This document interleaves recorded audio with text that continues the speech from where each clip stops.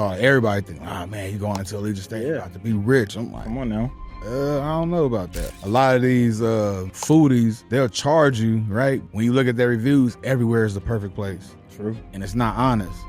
If I give you $1,000, you better say, like, it tastes like God made it himself. I got to get more comfortable, like, filming myself. I've never been that person to walk around talking to my camera all day. Like, the food is that kind of sales, but it's like everybody got food. So I guess that's why when I show, like, the putting flyers on cars, the grit and grind, the fixing stuff, like, people see that and it's like, I'll go support that.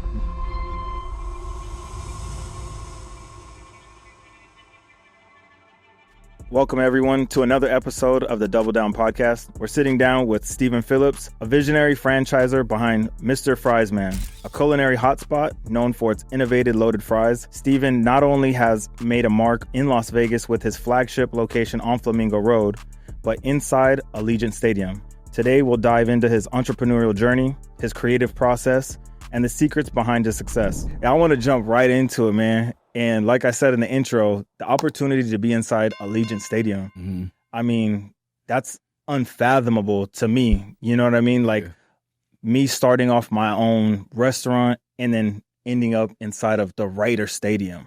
Can you talk a little bit, like, how did that come about? What's the contract like that look like? You know what I mean? And just explain it for the audience. That's amazing. I can't really, like, put it into words, like, how it even came about. Like, but I tell everybody, it was like God, some hustle, hard work, and luck. Like, I try to make sure I put myself in a line for something to happen. Like, you can't just put something, like, just wish on things. Like, I kept putting myself in the line of somebody here is going to see me. Right. So I stay, like, I always promote around that area. Okay. Because, like, if you stay in the Flamingo area, you probably pass by my shop. People on Russell and Tropicana, all that way, I'm out of your world. So, like I said, I pass out flyers, like, every night, every day. Like I said, just, like, doing stuff like that. And somebody finally noticed me. Like, some of their staff started to coming in, like, the restaurant. Okay. And then when the Raiders were trying to do something with the community, which was dope for them, like reaching out to local businesses to try to sublease spots in there.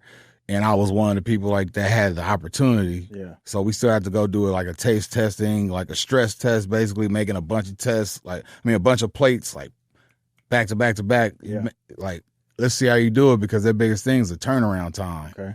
It's like, can you handle, like, this much volume? And then once we got through that, it's cool. Like, we have a revenue share. Like, that's what those contracts look like. Yeah. It started off as a 1-year deal, but now it's a 2. Congrats. Just trying to, like, it's cool to an extent, but you got to understand, like, because I thought everybody think, man, you going into Allegiant Stadium, about to be rich. I'm like, come on now. I don't know about that. Like, yeah. Okay. What's the revenue share, like, split? Like, it's split. Like, I have a 60-40. Okay. Which is better than, like, some people, like, I'm hearing, like, because I didn't know how to even negotiate a contract. Like, I don't know nobody to fucking, I got all that. Like, no, you're good. I don't know nobody at a restaurant in no type of stadium, arena, or nothing like that. So I had no reference points. Yeah. I'm helping my boy get one in Detroit. Okay. You know what I'm saying? Like, he been using me as a guinea pig. I've been showing him my numbers. Like, look, say you could do this. Right. Because you can. Like, it's proven. Like, yeah. You got me as data. I didn't have no data to pull from. So, like, my deal is like that. If I extend past, like, to a 3rd year, I want to come to the table like, all right, let's renegotiate this thing a little bit better in my favor. Yeah. We get 10% of all alcohol sales, and they provide it. Wow. Yeah. Did you already have a license to sell alcohol before going in there? Wow.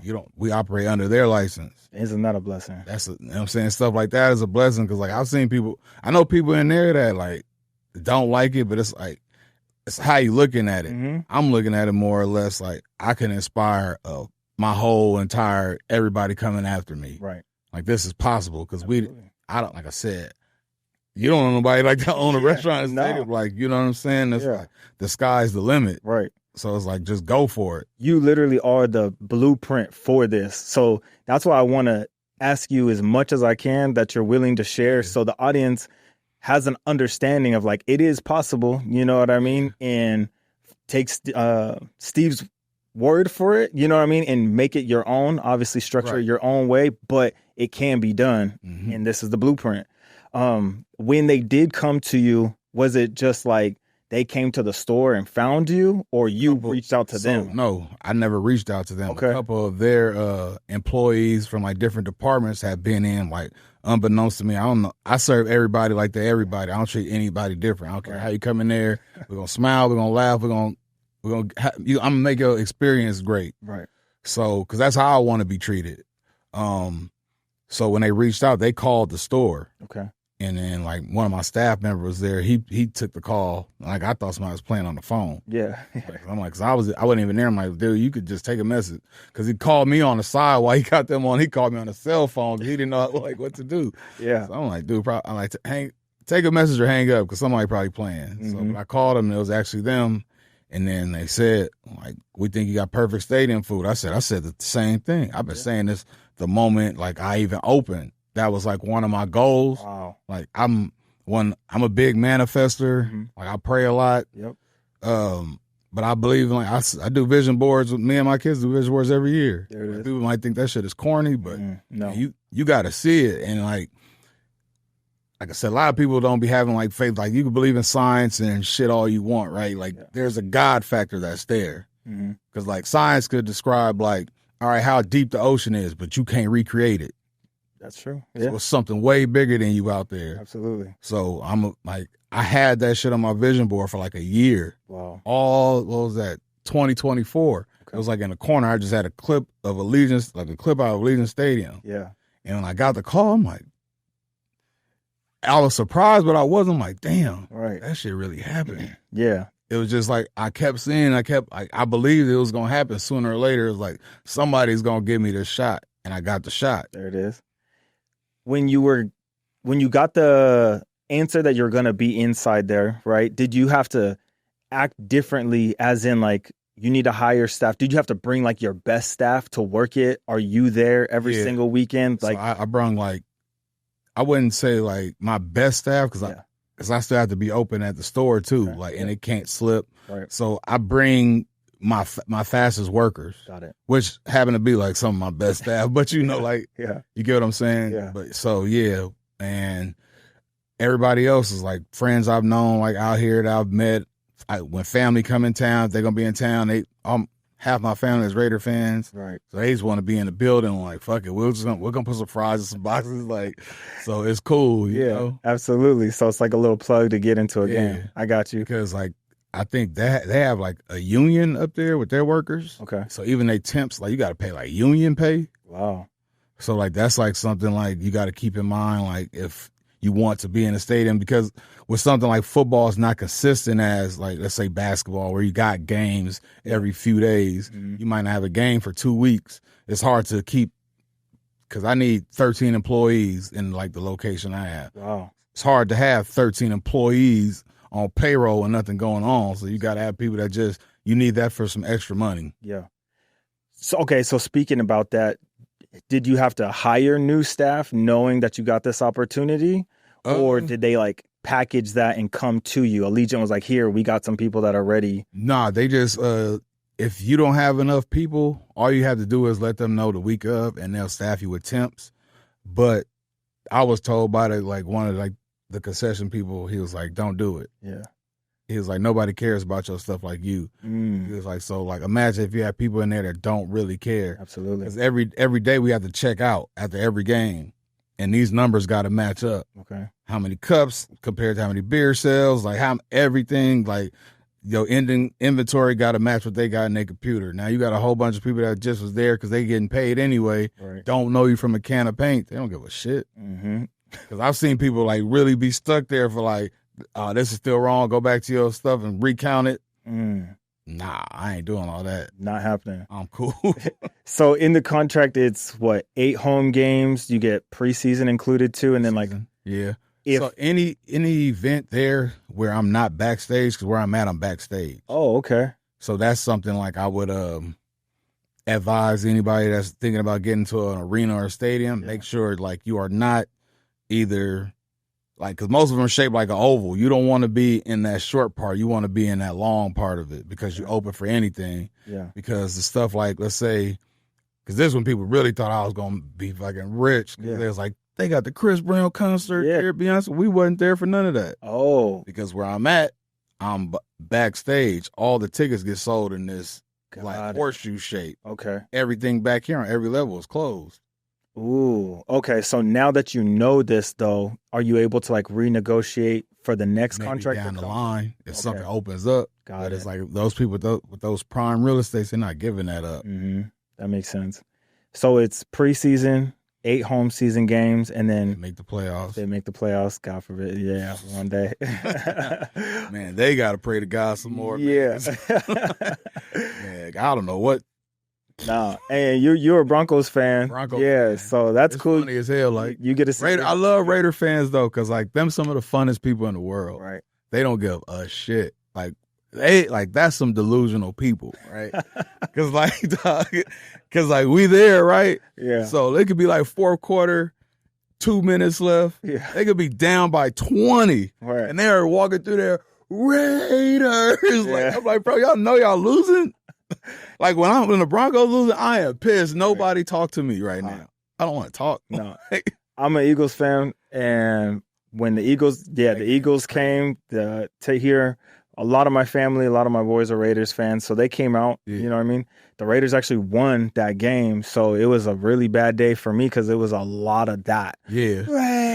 in my ear, bro. I'm like, Todd, don't like. Yeah. I don't lose well. You know what I mean? So like, do not rub this into me. Right. You know what I mean? But yeah, Raider fans, they're next level. Yeah. I got you. Can I ask you, okay, now that you're in it, right, is the Allegiant Stadium store higher revenue Yeah. for you than the original location? Absolutely. Especially it's been a blessing just because Vegas has its seasons. Right now, because I come from nightlife, this is the slow season. Everything mirrors each other. Room sales down, like everything. You get deals on tables, deals on restaurants, everything, because you got to beg people to come in because nobody's visiting Sin City during family holiday season, Thanksgivings, Christmas, all that. Nobody's coming here. Nobody's really coming here for Valentine's Day. Vegas don't pick back up till the pools open up, which is March. Right. So you got to have your run. So right now, the Allegiant location is picking up the slack where the restaurant is falling. Got you. Wow. Like if it wasn't for that, I probably would have closed my doors already. Really? What would you say, can you tell like from year 1 to year 2, like revenue? Do you know what it is? From The Allegiant one. the Allegiant? Yeah. Year 1 to year 2. Well, this is my first year. Right. I'm saying like as in it right now and then projected for what do you think they're going to do next year? Because you've been in it now, right? You know where the mistakes were, where the kinks are to work out. I'm sure you're going to be better next year. I could probably double next year. Really? So I think so. What does this year look like, if you don't mind? No idea. Don't know yet. Don't know yet, but I wouldn't like really disclose that. Fair enough. Yeah. I got you.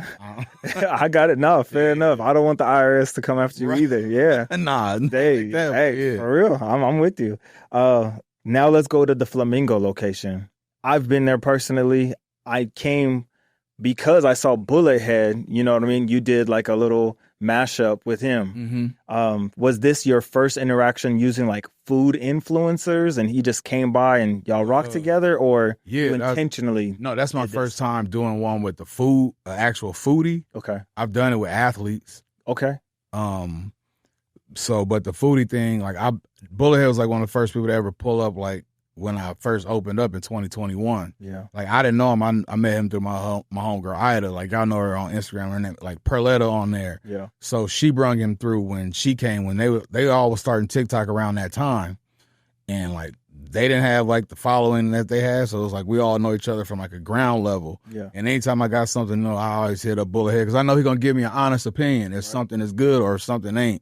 A lot of these foodies, they'll charge you, right? But it's like when you look at their reviews, everywhere is the perfect place. True. And it's not honest. Because you got this $1,000. If I give you $1,000, you better say like, it tastes like God made it himself. Like, yeah. As a small business, we can't afford that. Right. And I think that's where the disconnect is coming. A lot of these the foodies and even some of like the athletes or whoever, like that, when they reach out, it's like they have a weird perspective on what they think we bringing in. Gotcha. So it's like we can't afford, like McDonald's can afford to Yeah. pay a foodie $2,000. Like Yeah. sometimes like shit, like you could ask any small restaurant owner, like some days you got days where you're only making $300. Right. I'm gonna give you 2 days. How I'm gonna pay my staff? Yeah. It's like, y'all, we got to make this make sense. And it's like that video could flop. That's the truth. Nope. Like you don't control the algorithm At all. And I know you're not about to take none of this 500 to 1,000 and to pay for promoting it. Mm-hmm. That's so. And this is like a way I think like it's kind of innovative. I want to like kind of bridge that gap and like let's all be real with each other. Yeah. You could really measure what your plate is doing because this is your plate. I have a fully customizable menu. I'm not like somewhere else where you can't just, where we got to make up something. My whole menu is already customizable. Yeah. You can't, like, you could make what you actually like. Right. If you don't like something that's preset, make what you like. Yeah. There's no way to fail. Like, you know what I'm saying? So put together what you like and let's see how the world like it. Absolutely. Let's see now, let's measure like, yo, whatever. You could make infinity, but you can also make nothing. Right. Let's see how far your pool could go. Mm-hmm. And I want to do that with like a lot of more influencers. I want to open it up to like newcomers and everything. That's like smart. I think next month I want to. I was telling Bulletheads I want some of the more seasoned influencers. I want to have a private event like where I'm closed to the public. Yeah. I want like 10 more seasoned and 10 like up and coming ones because I want them to like show them the ropes. And I'm big on community. Yeah. And it's like a lot of people like. Everybody gatekeeping. I never been one that's like that. So it's like, man, show them the tricks of the trade. Like what lights you using? Yeah. You know what I'm saying? Let's all get creative. But I want to run the contest. Like whoever video get the most likes, or like I got to figure out my own algorithm for that. Right. Where I'll name a plate after you. Dang, that's genius. Especially if you do it obviously at your location. You know what I mean? So giving the newcomers an opportunity, and then the seasoned vets, you know, they're gonna show them the ropes. You would hope, but they're kind of finicky, you know what I mean? They're their own little world. Yeah, to be honest. So we'll see. I think the idea and the concept is really cool though. So if you do get a couple that join in, I think that could be dope. Yeah, that would be cool. I wanted to ask you, when you do have game week, right? Are you doing like food prep at 2 separate locations? Are you buying 2 separate locations. 2 separate like orders also? 2 separate orders. Okay. What does that look like? Like it's new, it's different, like it's average, all on you. Like during a game week, I'm probably spending like $7,000 on food. Wow. For both locations. For both between the two, yeah. Got you. At least $7,000.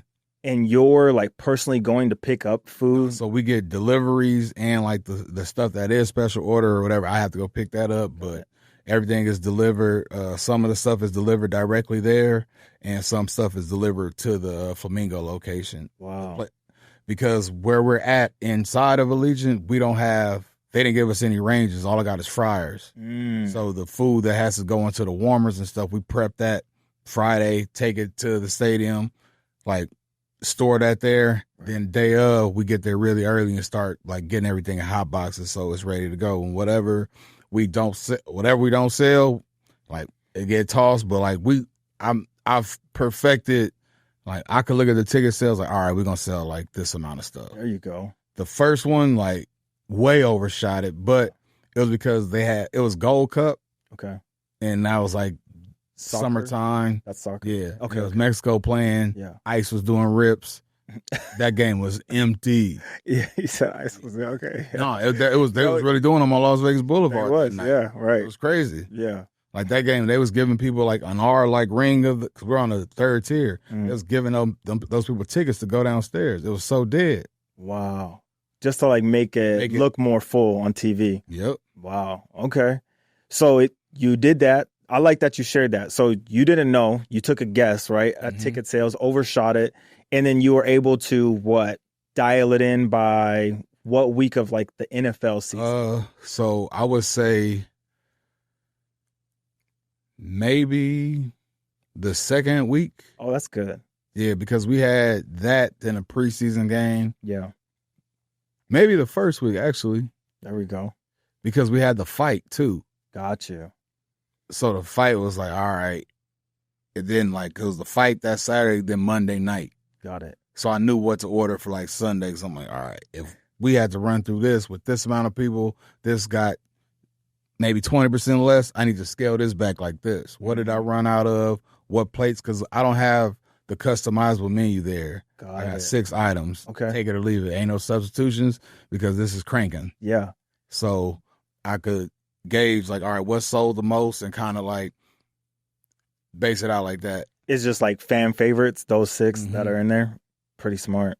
And then it's much easier to get out in a much quicker time. Yeah, that makes sense to me. Because the way it's getting ordered, like we have like the warmers that it sit in, like different shelves, and whatever is right here. Like I said, we got the chili cheese, the honey garlic steak, barbecue chicken, buffalo chicken. Yeah. Like you see this is empty, it's like a couple people make a place. You see this is empty, crank some more out. You see this is getting low, just crank it out. The people at the register, as soon as people ordering it, they coming back, grabbing it, giving it to the customers, they gone. Yeah, absolutely.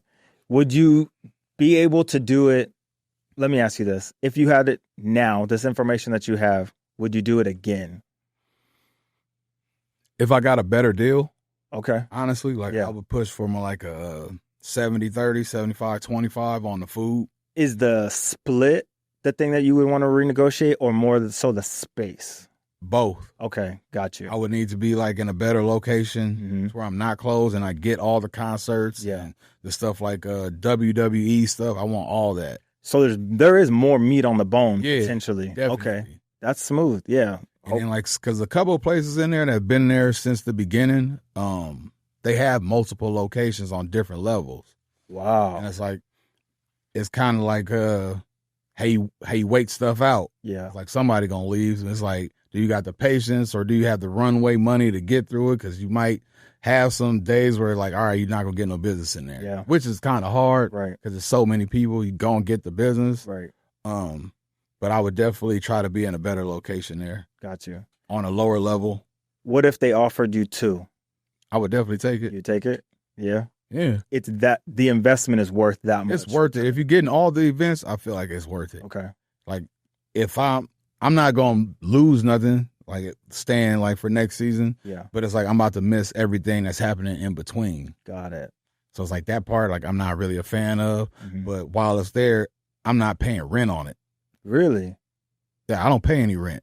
Nothing. I don't pay anything. Okay. Even during the season. That's the deal I worked out. I don't pay rent. And you worked that out. Okay. It's kind of like, because I took over a space that the stadium was working. Gotcha. That they didn't want themselves anymore. So it makes sense to put a local business in there that already kind of got a name. And it's like, all right, if we getting a percentage of it, what are we losing? Absolutely. Smart. I love it. That's awesome, man. Going back to the original location on Flamingo, what did it look like building it out? Was it like second generation? See, mine was a Subway. Oh, okay. Yeah, so mine's basically a full build out. Yeah. Because they don't cook anything, so there was no grease interceptor, there's no grill hood. My build out cost about $140. Okay. That's not too bad. But that's, to me, like knowing now, I've worked in restaurants, I've never built one out. Right. But learning the game, I would never do that. Yes, I was balling. I was not balling. Like, you know what I'm saying? Like, that hurt. I'm still hurting from it. Like, you know what I mean? But, I would pick a second generation and like the location is everything, but a lot of people put stuff that ain't going to work in location and blame it on the location. Yeah. Now, you went with an idea like that nobody liked in that area. Like, you can't go to let's say you went to like a predominantly white area. Yeah. And you opened up like some off the wall, like, you know what I'm saying, hip hop spot, like, you know what I mean? It's not going to work. Not at all. Like, no. What made you choose that area? What made you? I just wanted to be close enough to the strip and the school. Okay. That's smart. Because I'm 1.5 miles off the strip, like less than a mile from the school. Yeah. And the build out portion, what was like the biggest hurdle while doing that? Was it getting permits? Was it finding contractors? Like permits during COVID? Because my build out happened during COVID. Wow. We started in October of 2020. Okay. We didn't open up until July 21. Yeah. What was that like, not knowing essentially what the future was going to hold, bro? Like, it was nerve-wracking. Yeah. It's like you got to have like that crazy faith that, all right, once we get the doors open, it's going to work. Just be patient. But it was the having to pay rent and stuff while you not open. At all. Yeah. It's like the landlords don't care. Like, they want their money. So absolutely. That was like the toughest part. Do you remember, I know it's been a couple of years, do you remember like what the cost was of permits to being able to get like the certificate of like operations or whatever that's called in that restaurant? Because my contractor handled all that. Oh, okay. That's cool. Like that, I knew that was out of my league. Yeah. I didn't know what I was doing. Right. Like I remember seeing the price and it's like just averaging it out, like asking people around, like, all right, they not hitting me over the head. Because like even for like the initial work, I got quoted some crazy price. I got quoted higher numbers than that. Yeah.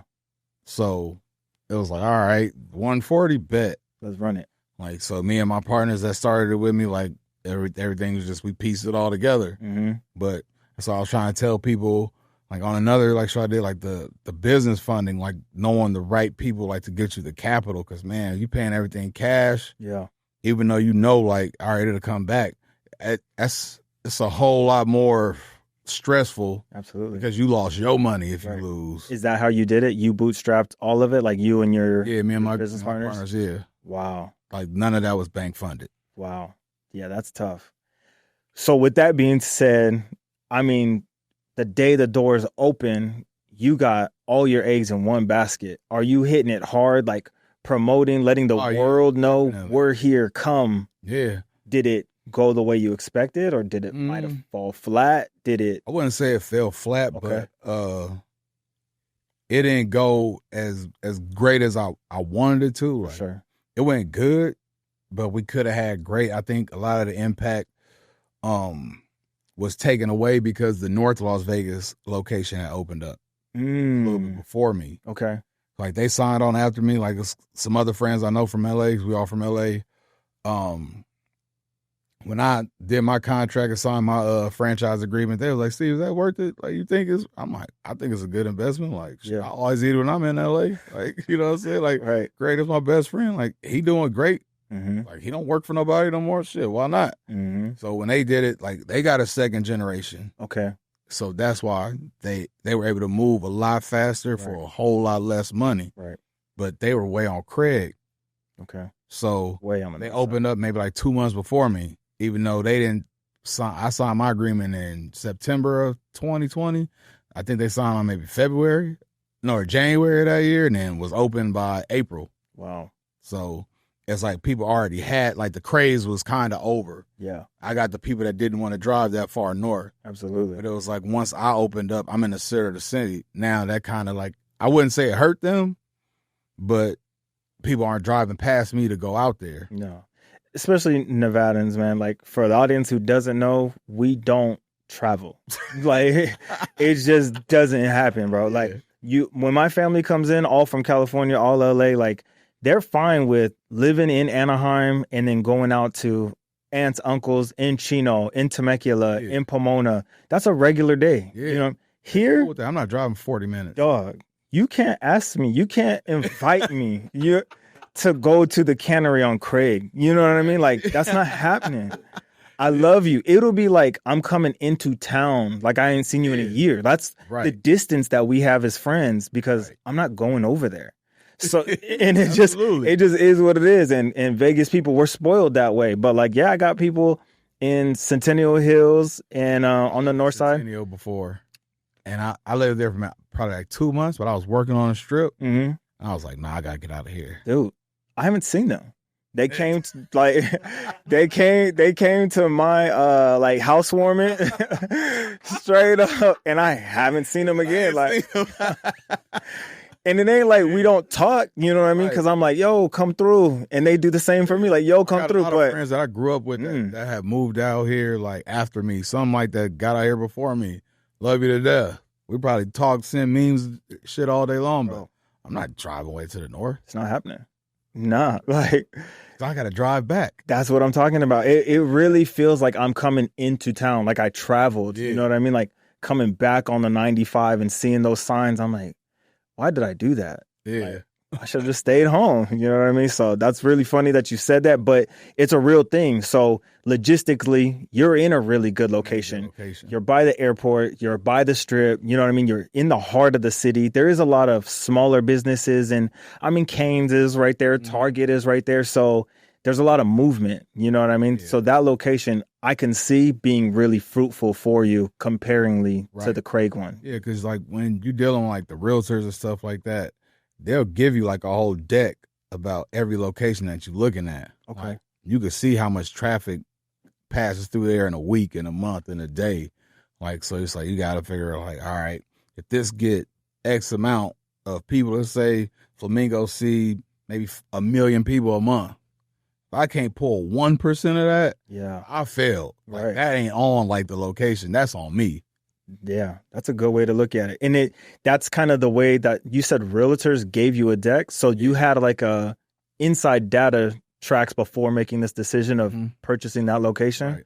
Oh, that's awesome. I never knew that. Yeah. It makes sense to me because I think of like when people come out of town and they're staying, on the strip, everyone comes and stays on the strip at a nice fancy hotel. It's not that difficult for them to come down Flamingo to test you out if they've seen you online. Mm-hmm. But trying to go to the north side, that's not happening. Because like you figure, especially if they flew in, that's a $60 Uber. Right. Yeah. It's 30 both ways. Mm-hmm. That ain't close. No. So that was a great decision. Overall, do you know what is the growth like from year to year now that location has been open? I would say like it's grown maybe 5% like year over year. Okay. This year we kind of like took a hit just because it was a lot of recovery from when F1 initially got here. Like we trying to like get all that back because I had to take some loans to keep the doors open. Really? Like F1 messed up everybody in that area. Yeah, it did. It's a lot of people, like a lot of those like hotels and restaurants and stuff along Paradise. A lot of them are like been in an active lawsuit with F1 for like 2 years, but you can't compete with them. No. They got the money too long. Mm-hmm. They got lawyers tie you up in court forever. Those streets are terrible. Yeah. And like what I just spoke on, we don't drive really well or far. So if I see detour, you know what I mean? Like I'm just not doing it. Yeah. I'm not going that road for a month. Yeah, at all. Like, cause I live within that area too. I live by the golf course over there off Eastern. Mm-hmm. So like I wouldn't go over there. Yeah, and it's yours. Nothing right there. Like I don't go to anything between Spring Mountain and Harmon while that race is in town. What was that? On Sahara Trop, all right, you might could see me. Right. Anything in between those, nope, not doing it. No, and for the viewers that are watching this, like he's not exaggerating. This is real life. This is how we truly think. We're just spoiled. It is what it is. What was that like when F1 came? You get hit with the wave like that. You're looking to your left and to your right. Your neighbors are also suffering, and you just kind of have to bite the bullet. Are you talking to your staff like, I'm sorry, I got to let you go? Is it hours are pulled back? Hours been pulled back. I had to let people go. Yeah. Things like that. So it was like a little tougher. It was tough for everybody. Mm-hmm. But it's just like, it's not personal. No. This is business. Like, I didn't get into this to pay you. Right. Like, eventually I want to pay myself, and I want this to be like a successful venture that I could pass on. So during that time, are you working open to close? Are you? Yeah, I still do that sometimes now. Really? Yeah. Was it like different schedule though? Like you were still open 6 days a week, 7 days a week? I've always been open 7 days a week. We were open till midnight every night then. Like I had to scale back the hours. Right. And just be open till midnight, Saturdays, Sundays. Smart. Like I had to start closing at 9. Mm-hmm. It was like, I'm not about to pay y'all to sit in here and look at each other for 3 hours, 4 hours, like where nobody's walking through this door. Right. So I'm like, And then, okay, now we're past that. F1 is gone. Now is it Steve got to get creative and figure out how to bring business back, get excited? Yeah. Is it you hitting marketing? Like what's going through your mind to be able to like, I got to get this buzz back? How does that work out? Just trying to get more creative. Really like leaning into like my whys, because sometimes like the motivation don't be there. Absolutely. It's like when you get up I'm human. I get tired. I work a lot. You know what I'm saying? I'm a parent. Like, I got a lot of moving pieces around me, and it's like you got to kind of like fight through all that. It's like discipline is like one thing. Like, you got to be like really disciplined even when you don't want to do it. Just the rep. You got to get your reps up. Go get your shots up. But it's been kind of like difficult. But like you said, it's getting creative again. Yeah. Like trying to find little spots in there like that brought the love back. Okay. Stuff like this is cool too. I'm like, damn, like somebody like, all right, people are still looking. Yeah. Like, you know what I mean? Like, you need that reassurance sometimes, so to speak. But I've been trying to just listen more. Okay. Like when people in there, I try to I talk to anybody. Yeah. You know what I'm saying? Like, it's fun. I'm like one of the most antisocial people persons. Like, wow. I don't like people, but I love people at the same time. Like, I think a lot of people like are idiots. You know what I'm saying? Yeah. Like, when you look online, you see like how like some of the arguments and conversations on there, you be like, man, it's really somebody out there that think this. Yeah. Like, and that's normal for them. Like, right. But that's because you're an entrepreneur. You know what I mean? Like, you don't have the time to waste focusing on little trivial things like that. You have a business. You got people that are counting on you. You know what I mean? Like, let's be real. It's not only your family that eats off of Mr. Fries, man. You got employees. Families. A bunch of other families count on you to be creative. So with that being said, I saw like you're an artist. You did like your own mural on the front of the store. That was dope. Does your creativity flow into like other art forms of social media, or is it like we're running specials and we're just trying to get the word out there? Like, what is it that you have found brings you the most business or the most success? That brings me the most business, probably just showing like the hustle. Okay. I got to get more comfortable like filming myself. I've never been that person to walk around talking to my camera all day, but it's like I got to be more in front of the camera now, because right now people aren't really like, the food is that kind of sales, but it's like everybody got food. Right. Like, who am I going to support, I guess? Yeah. So I guess that's why when I show like the putting flyers on cars, the grit and grind, the fixing stuff, like to save on some money on that way, you know what I'm saying, on that front. Yeah. People see that and it's like, I'll go support that. No, and I'll just kind of let you in on like a little insider trait secret. On YouTube and on social media platform like Instagram right now, the number one seeked out trending topic is the struggle. So if you use that, like you're just saying, like you didn't even know, you're not using that hashtag, I'm sure, but the acts that you're doing of like fixing a fryer or handing out your marketing, right? It shows the algorithm, the struggle. So it's being pushed to that many more people, just so you know. Like, that's dope. I appreciate that. Yeah, but you didn't even know, but now you know. You knew on your own, because I'm sure you see the viewer count, right? Like, why is this hitting harder? It's because of that. So definitely double down on that. It's more relatable, I think. There it is. 100%. I rock with stuff that I can relate to, like just like anybody does. Like, if you're not relatable, it's like, not everybody that you know in your circle is a millionaire. So how is everyone on my algorithm a millionaire? It just they act it, but it's like, it just doesn't make sense. That would be so crazy. Like, I laugh at this all the time. Like, people come in, they complain about prices. I'm like, stop trying to order the most expensive thing. Ordering crab, that's not imitation crab, it's blue crab. I'm not serving no cheap shit. Like, don't order that. Right. But like, let you tell it. I bet you call somebody broken and somebody DMs or like on your story or something like that. Like, make it make sense. Absolutely. All these people, like, when the food stamps got cut off, like, I thought you was rich. What you talk about the government now for? Like, you wasn't tripping about the government. You a baller. Yeah. That's what your last 10 posts showed me. Yeah. Like, it's crazy, man. Like, I ain't never faked the funk. I feel it. I didn't grow up like that. I wasn't raised like that. Yeah. So like, when I see it, it's weird to me. I think that's probably why I can't really get into like a lot of like the food bloggers and stuff like that, because a lot of them, it's not all, but it's a few where it's like you kind of see what they eat when they eating at home. Yeah. It's like, you really went into this other. A lot of them don't come to my restaurant, maybe because they know, like, I'm not about to give you no crazy check. Yeah. I don't, like, if you eat and enjoy my food, I'd rather you give me like your most honest opinion. I give you the food, Tell me what you think. I'm not about to pay you. Right. Like, you don't got the culinary chops to tell me, oh, this is a 7. Bro, who are you? Like, you know what I'm saying? Yeah. Like, you're not a Michelin star chef. You're not that. Right. You know what I'm saying? So just go enjoy the food. Like, be a normal person. Mm-hmm.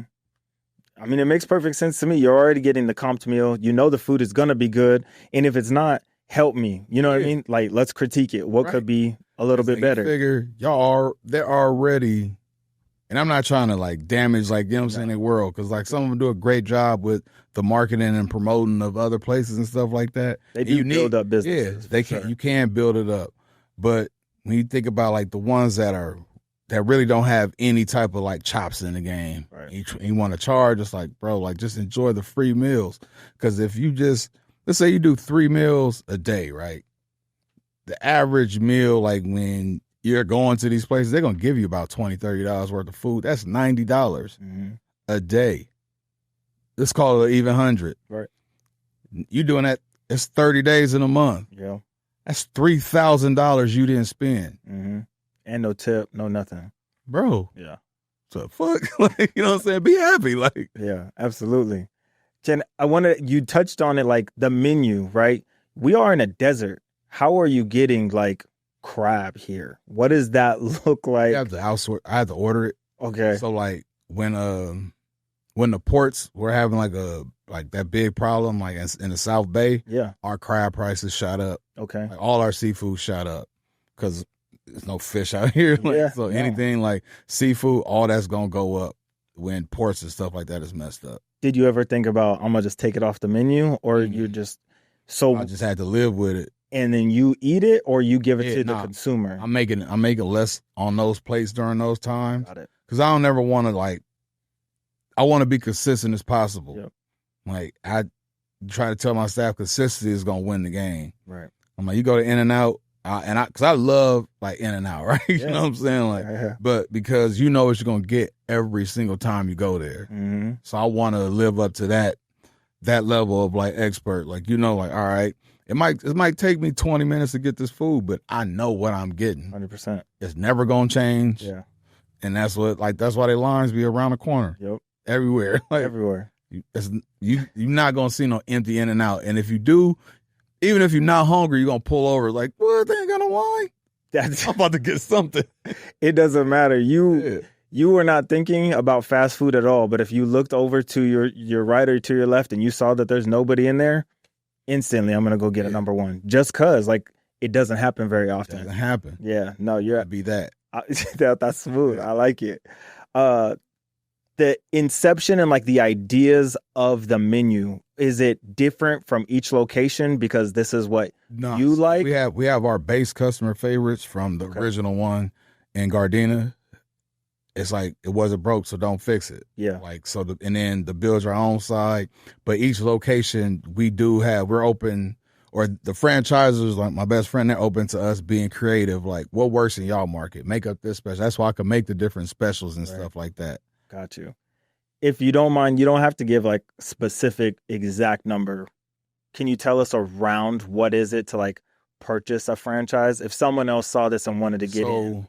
With this, all of them are different. Okay. For the Mr. Fries, now when I bought it, it was $30,000 for the name, for the franchise. Gotcha. Agreement. And we pay 5.5% on the royalties. Okay. But you do, like, now you have to show X amount in the bank. Okay. Like a lot of franchises, like with anything, like a McDonald's, like you got to have a certain credit score, certain like reserves. You have to be able to withstand, like, because if you go through what I went through, like that build out, and you paying all this rent and stuff like that, it looks bad on the brand to open and close something. Right. So you got to have like the runway money for it. I think I've seen it, like I've looked into it before with like a Little Caesars or Chipotle. It's like you have to have like a chef on staff and you have to have so much in the bank. It's a lot of different requirements for different places. It's similar to that? Yeah. Wow. Okay. But when you purchase a franchise, it's like plug and play. Like the board comes and helps you, like, this is the colors we use, this is the schematics, this is like how much. All that's like in the franchise agreement. Okay. Like the minimal space you could have. Like there really is like no maximum. Gotcha. But the square footage, the color schemes, all that. It's all like written in there, and you kind of just play with those. Like, all right, I want these color walls or this type of floor, but you have these options, and you can't like variate from that. And the reason that it's written like that is so like they know this is what's been successful, right? So if you just take this model and do it right here and do it right, you'll be successful also. Be successful, yeah. Got it. That makes a lot of sense. When it opened and now you're moving and grooving, right? And let's just say everything is going great, right? Mm-hmm. You're busy, your staff is humming, right?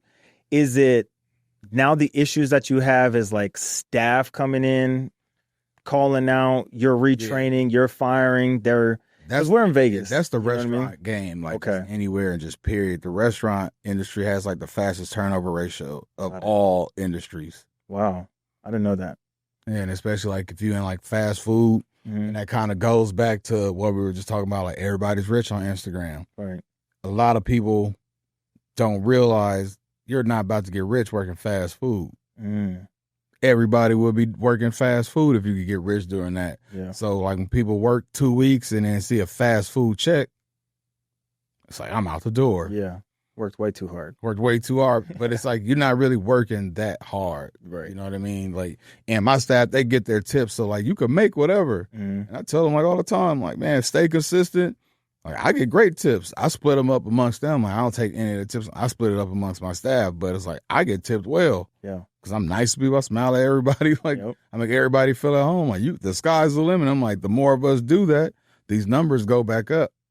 Love it. Because, like, that kind of stuff messes with your bottom line, too. You got, when you have staff members that come in there and they're inconsistent or they work hard in front of you, not when you're not there, it's like, you got to deal with all that stuff. Like, it gets hectic. Yeah. Did you have, like, a culinary background? Because I know you are a 2-time best-selling author for cookbook. Like, I'm basically, like, self-taught. Okay. I never went to, like, culinary school or anything like that. Yeah. But I've worked next to people that have. Like, I've worked in kitchens. I've chefed at restaurants and stuff like that, like, prior to me moving to Vegas. Mm-hmm. So I was in, like, the nightlife and restaurant industry in L.A. for about 5 years. Gotcha. And then I just did all nightlife here because it was so lucrative. But then the world stopped. And I was getting tired of it. Like I'm mid-30s. I can't do this forever. Some people do. Like, I love going to sleep at like 9:30 right now. You know what I'm saying? As opposed to, I used to get off of Dre's. Because, like, when you work in nightlife, you're in the day life by, you know what I'm saying, automatic. Yeah. So we'll be getting off at 3:30 in the morning, and we got to be right back at this pool at 11 a.m. Crazy. That's not fun. No. Like, no time. It is fun, don't get me wrong, but you do it for, like, I did it for about 8-9 years. Mm-hmm. The thrill is gone. Like, I like the money, but it's like I prefer family time, my sleep. So when I did this, I was able to employ my kids. So we got time at the house and with each other here. Yeah. We making some money. There we go.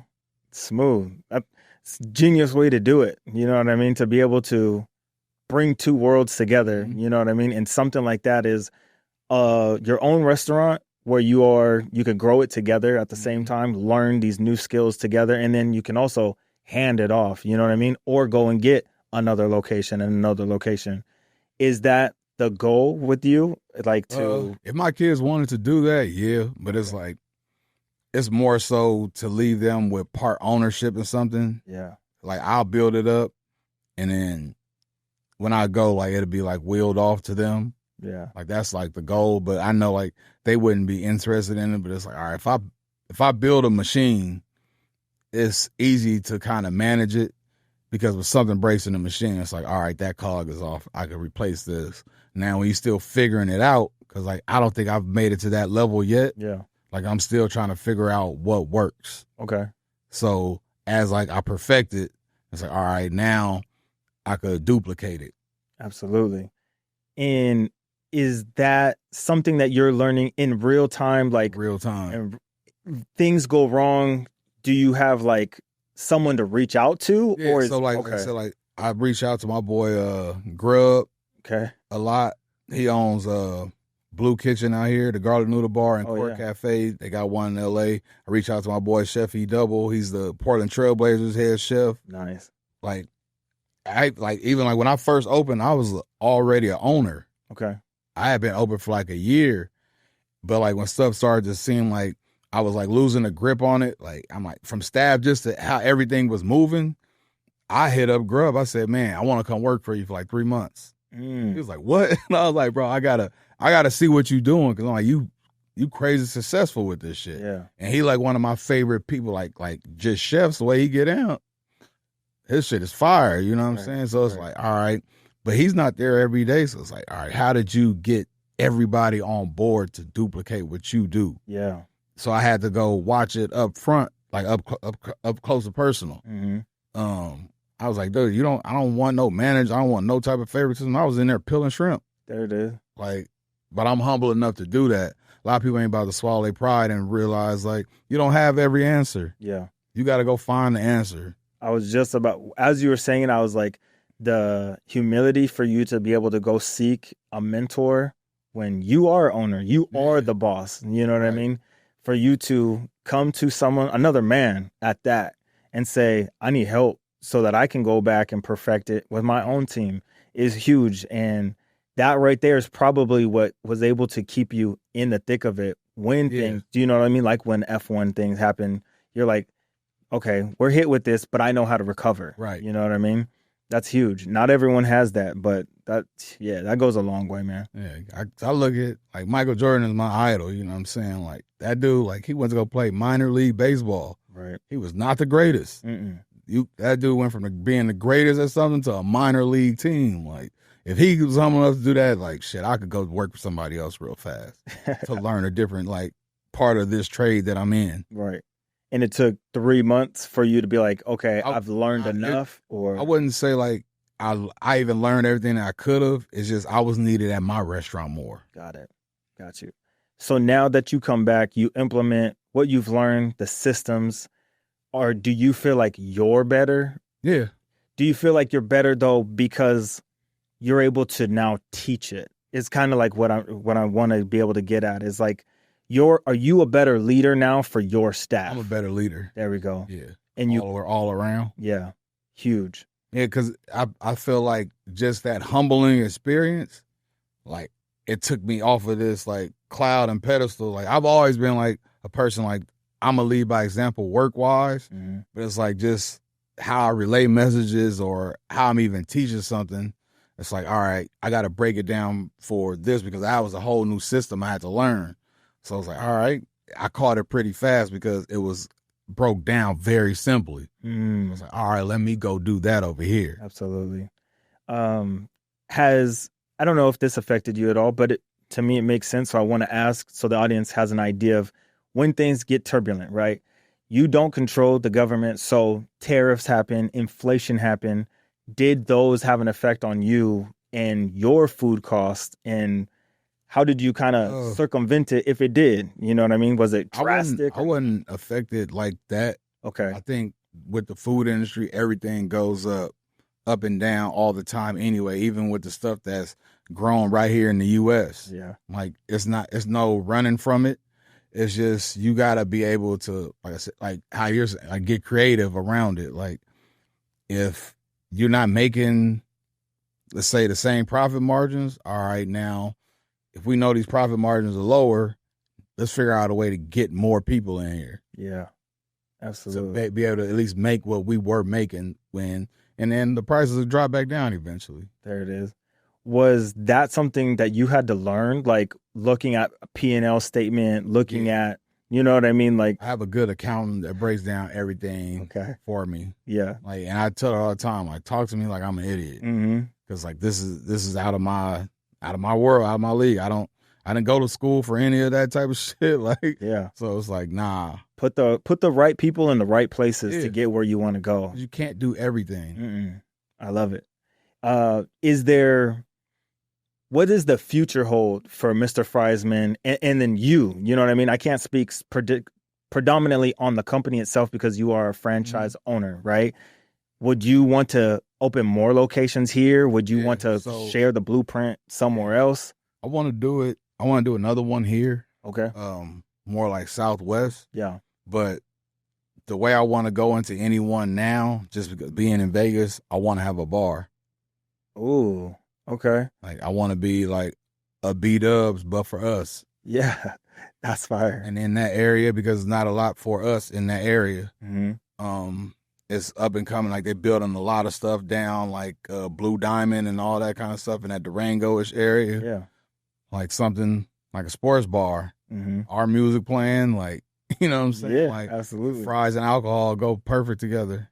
Do you know what it takes to like get a liquor license? Have you looked? I've been looking into it. Okay. I had reached out to Brandon Marshall. There you go. Yeah, that's my boy. Yeah. Hattie Mays. Yeah, Super Bowl champ right there. Broncos. I love that guy. You know what I'm saying? Yeah, that's. But like he had hooked me up with somebody that helped him through like that whole process. So like starting top of the year, I'm looking into getting my beer license for the Flamingo location. That's not open. That's not big enough for a bar. But after that, like probably like next year. Just because I see how beer sales do in the stadium, I mean, I won't be able to do that, but the markup on alcohol is crazy. All right. So, like, that'll be able to put me in a nice position to go get some more business funding to go open up another one, a bigger location, and just make it a fun vibe. Yeah. Especially out here in Vegas, you know, being a football fanatic too, you can kind of create a location to become like a hub for a team. Yeah. So that would be fire if you were able to sell beer and then Mr. Friesman becomes a exactly. You picked up what I was. I go to Jake's over on Eastern. Yeah. Used to be one like Dylan's or something. There's another Denver one. I never been to that one. Damn. What was it called? It was off of Summerlin Parkway. Okay. There used to be one over there, but I think that like the Road Runner bar over on that side is a Denver Bronco one too. Bar. Got you. Okay. No, that would be. I mean, it makes perfect sense. You being a big of a thought about that like that idea. Yeah, picked up right here. Yeah, there it is in real time, man. That's fire. Like it just makes sense with you being a big a fan as you are. You have the firsthand experience, right, with the Raiders. You know what is possible. Yeah. So I don't see a way that you could fail. You're already coming in so far ahead of the game. As soon as you get the beer license, it's only up. You know what I mean? And the support is going to go crazy because now I could eat my favorite food and, you know what I mean, have my drinks. You know what I mean? That's when you really start to see tabs increase also once you're having a good time. Like, if I got a nice bar set up, center, booths all the way around, TVs everywhere, like, I want to catch that person that's fresh off of work, 4:00. Yeah. That need a happy hour drink. And you already got the connection with Brandon Marshall. So making it a Denver Broncos hub, it just goes hand in hand. You know what I mean? Yeah. That would be fire. Man, B need to turn Hattie Marie's into one. That would be awesome. I mean, he already got the Super Bowl trophy in it. Yeah. You know what I mean? It just makes perfect sense to me. And the food there is fire. Fire. And it's for us. You know what I mean? So, no, that's really cool. Man, I like it. I normally allow my guests, I had them with this question to end every episode, man. If the internet was, and I know you're not in front of the camera so much, so this might be a little different for you, but if you had 45 seconds to tell the world about yourself, but also allow the future upcoming entrepreneurs what you think they need to do to make themselves successful or to become successful, what would you want to tell them in a 45-second clip? Lock in. Just lock in with you, lock in with everything that you feel is going to be needed for whatever journey you're about to be on. It's like back in the day when people used to march off for war, like you walking for 3 months to go fight for a day.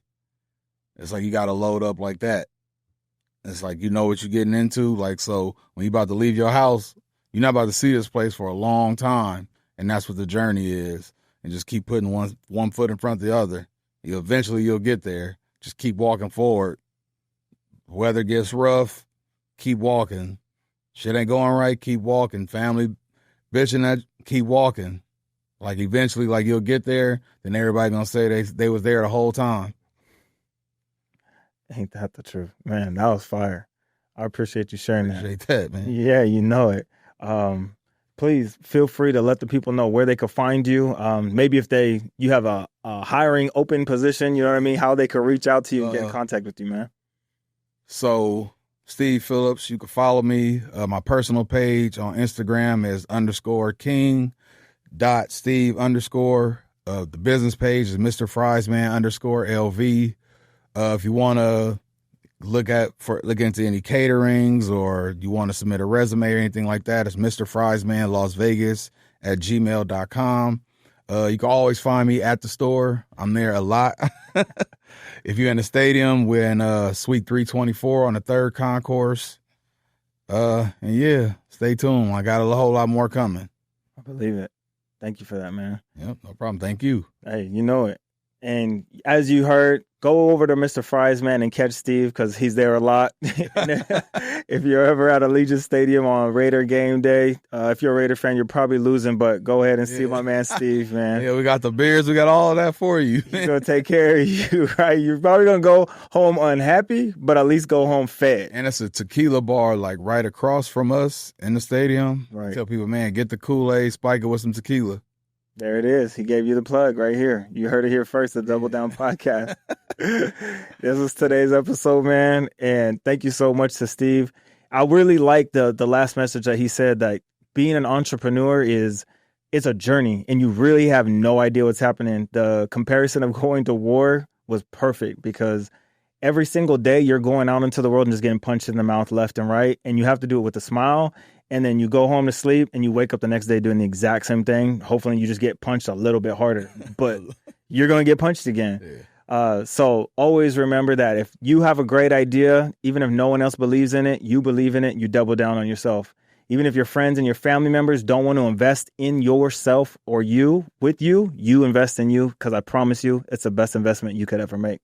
And that's today's episode.